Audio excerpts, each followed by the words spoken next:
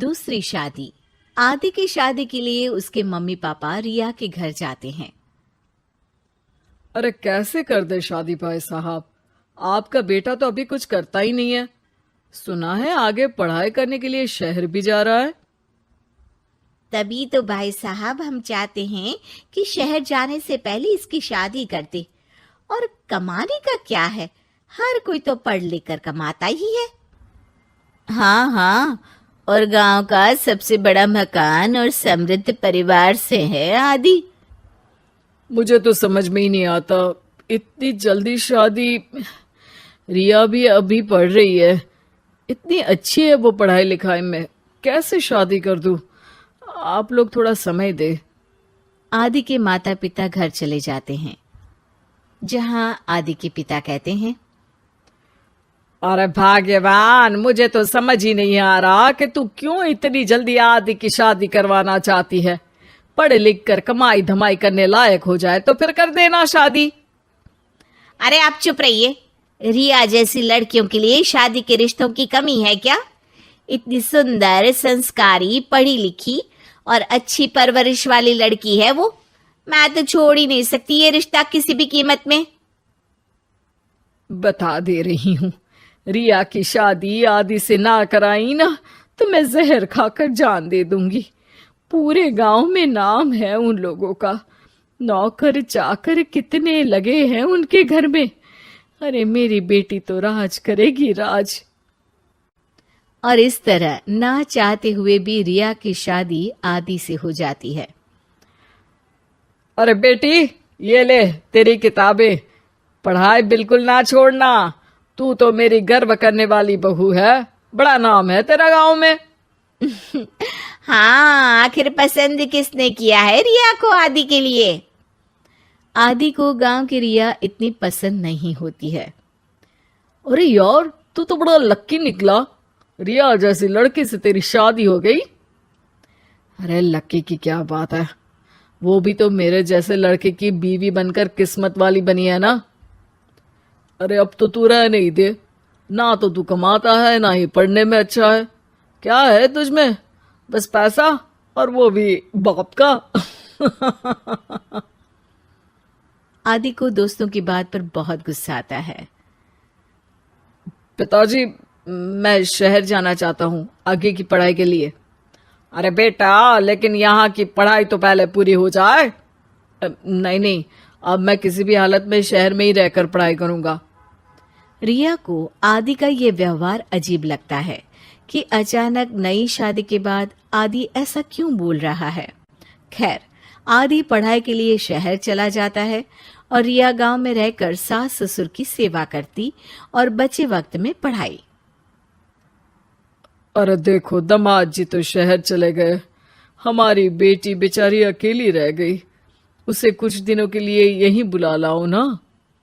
रिया की माँ रिया के ससुराल उसे लेने जाती है कि उसके सास ससुर कहते हैं, अरे नहीं नहीं बहन जी, हमारा मन तो रिया के बिना नहीं लगेगा। हाँ माँ, इनको तो शहर जाना ही था पढ़ाई के लिए, बस थोड़ा पहले चले गए। माँ खाली हाथ वापस आ जाती है। आदि शहर में मन लगाकर पढ़ाई करता है और इंजीनियरिंग के लिए दाखिला ले लेता है, तो वहीं रिया भी एमए की पढ़ाई में प्रवेश लेकर समाज सेवा में मन लगाती है। तुझे देखकर लगता है कि मैंने तेरे साथ ठीक नहीं किया बेटी। शादी तो करवा दी लेकिन पति का साथ नहीं मिला। अरे तो क्या हुआ, जैसे मैं अपने माँ पापा के साथ थी वैसे अब आप दोनों के साथ हूँ, है ना? सास खुश हो जाती है।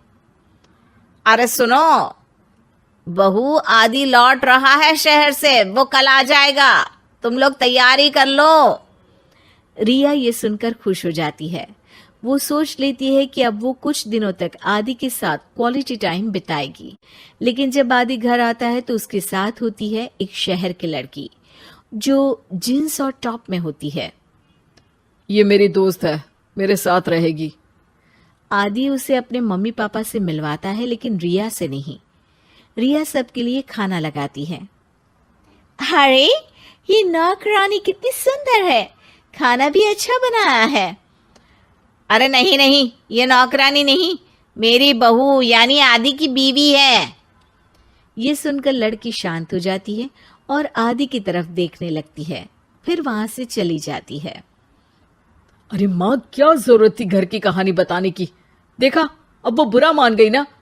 वैसे भी मैं आप लोगों को बता देता हूं, मुझे रिया के साथ नहीं रहना। मैं शिवानी से प्यार करता हूं और उसी से शादी करूंगा। मैं रिया को छोड़ रहा हूं। आदि ये बोलकर उस लड़की के साथ शहर चला जाता है। रिया ये सब देखकर रोने लगती है, अपने कमरे में चली जाती है जहां सास ससुर उसके पीछे आते हैं। हमें माफ कर दे बेटा। वो दोनों उसके सामने हाथ जोड़ते हैं। आप लोग ऐसा क्यों बोल रहे हैं? ये तो मेरी किस्मत थी, पर अब मैंने सोचा है कि मैं भी आगे पढ़ाई करके आगे बढ़ूंगी। रिया पढ़ाई लिखाई करके पूरे जिले की कलेक्टर बनती है। आदि उसे छोड़कर शिवानी से शहर में ही शादी कर लेता है। फिर एक दिन रिया के ससुराल में, अरे बेटी रिया, तुझसे मिलने कोई आया है। कौन है माँ? हमें आपकी बहू के बारे में सब पता है। मैं आप लोगों से अपने बेटे के लिए आपकी बहू का हाथ मांगने आई हूं। रिया के सास ससुर और माता पिता ने मिलकर ये फैसला किया था कि वो रिया की शादी करवा देंगे।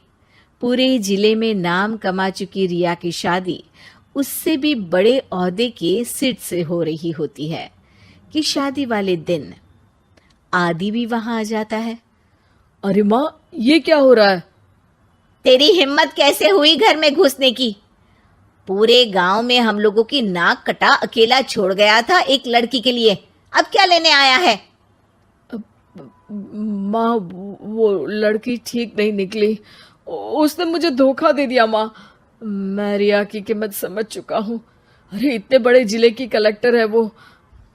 मैं यहाँ नहीं था, फिर भी उसने आप लोगों का पूरा ध्यान रखा। बहुत लेट हो चुका है बेटा। रिया आज अपनी नई जिंदगी की शुरुआत करने जा रही है। अब उसे भी जीने का हक है। वो तेरी सुविधा से जिंदगी